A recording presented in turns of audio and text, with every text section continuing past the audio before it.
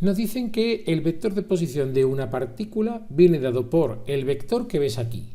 Tiene tres componentes, una componente I, ¿verdad? Una componente J y una componente K. Es decir, estaríamos en esta parte de aquí que está en el vector, perdón, en el eje X, esta parte de aquí en el eje Y y este en el eje Z. Debemos calcular, por un lado, la velocidad media en un intervalo de tiempo que va desde 1.3 a 1.6 segundos.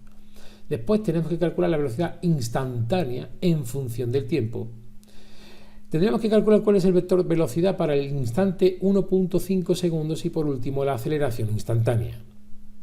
Empezamos por el primer apartado y vamos a usar la definición de la velocidad media. La velocidad media se define como el desplazamiento partido por el intervalo de tiempo que estamos considerando para ese desplazamiento. La ecuación que es la que ves aquí, delta de R partido por delta de T. Te recuerdo que este delta siempre simboliza lo mismo, que sería, por ejemplo, en el caso del numerador sería posición final menos posición inicial. Yo le voy a llamar posición 2 menos posición 1. Abajo tendríamos tiempo final menos tiempo inicial, es decir, tiempo 2 menos tiempo 1.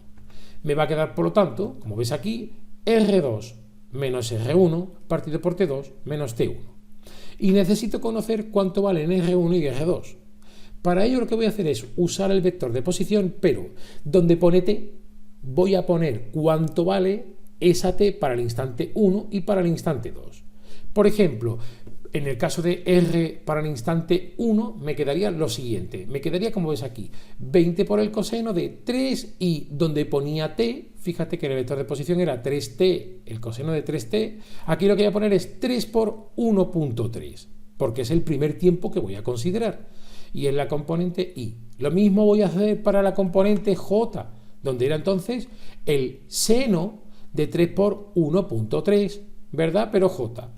Y en el caso de la componente K, pues sería 15 por 1.3. Tan solo tengo que hacer las operaciones y obtengo que las componentes del vector 1, el vector de posición 1, serían 19.95 I más 1.36 J más 19.5 K. Ahora vamos a hacer lo mismo, pero para el intervalo, perdón, o para el tiempo 1.6. Y ese le voy a llamar R2. Así que hago algo equivalente. Donde ponía el tiempo pongo ahora 1.6, aquí el coseno, para el eje Y, o digamos la componente J, era el seno, y aquí tendríamos pues 15 por 1.6K. Al hacer la operación obtengo que serían 19.93I más 1.67J más 24K. Y ahora lo único que tengo que hacer es restar R2 menos R1, tal y como aparece en mi ecuación. Si yo hago eso, lo voy a hacer siempre componente a componente, es decir, resto entre sí las componentes I, lo hago lo mismo con la J y lo mismo con las K. Y me va a quedar entonces esto que ves aquí, menos 0.02I más 0.31J más 4.5K, voy a poner entre paréntesis la unidad, suponiendo que estoy en el sistema internacional, que serían metros, y abajo el intervalo de tiempo, es decir, T2 menos T1, es decir, 1.6 menos 1.3, que me queda, que es un escalar, 0.3 y su unidad que serían segundos. ¿Y cómo divido un vector entre un escalar? Pues lo que hago es dividir cada una de las componentes por ese escalar. Al hacer esto, me queda como vector velocidad media el que ves aquí, menos 0.07i más 1.03j más 15k. Este sería el valor del vector velocidad media para ese intervalo. Nos vamos ahora a calcular el vector velocidad, que sería la velocidad instantánea en función del tiempo. ¿Y eso cómo lo hago? Pues se hace derivando el vector de posición con respecto del tiempo. Es decir, fíjate que lo tengo aquí, derivada de r con respecto de t. Lo único que tengo que hacer es tener en cuenta que mi vector de posición tiene en la componente y y en la componente j dos funciones trigonométricas y debo tener mucho cuidado a la hora de derivar esas funciones. En la componente k lo que tengo es 15t, que es bastante fácil de derivar porque veremos que me queda solo una constante. Vamos a hacer la derivada y lo hago componente por componente, es decir, por un lado la derivada de x con respecto de t para el vector y, la de y, ¿verdad?, con respecto de t para el vector j, y la de z para el vector k.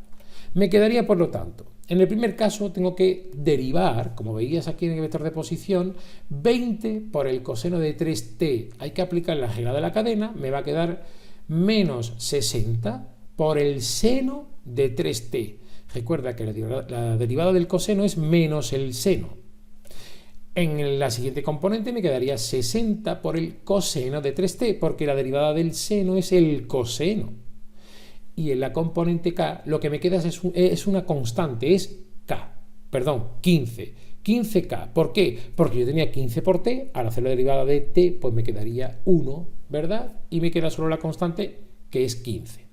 Entre paréntesis he puesto también cuál sería la unidad en el sistema internacional, es decir, metros partido por segundo. El apartado C me dice que debo calcular el vector velocidad para el instante 1.5.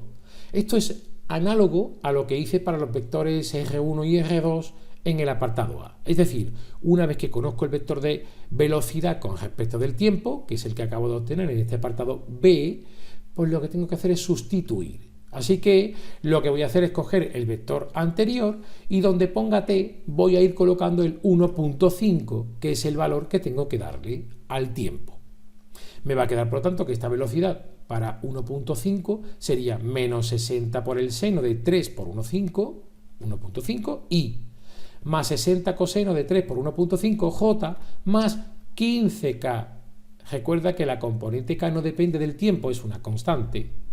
Si hago la operación, lo que obtengo es, como vector velocidad, menos 4.71 y más 59.81 j más 15k, y su unidad en el sistema internacional, que va a ser otra vez metros partido por segundo.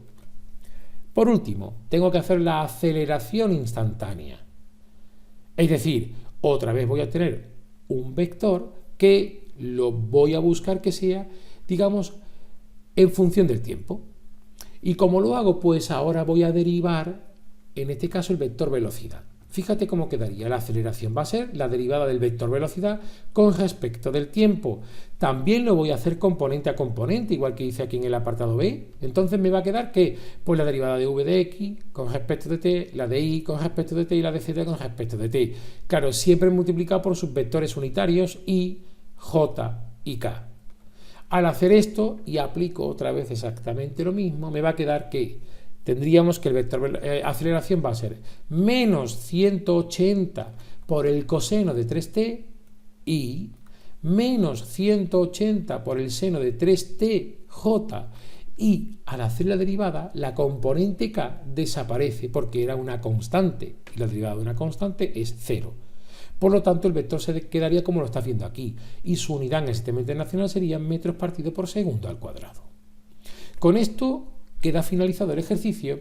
Espero que te haya gustado, que te sirva para aclarar algunos conceptos básicos, ¿verdad?, del trabajo con los vectores y de cinemática. Si te ha gustado, por favor, dale al like y piensa que nos haces un gran favor si te suscribes al canal. Muchas gracias.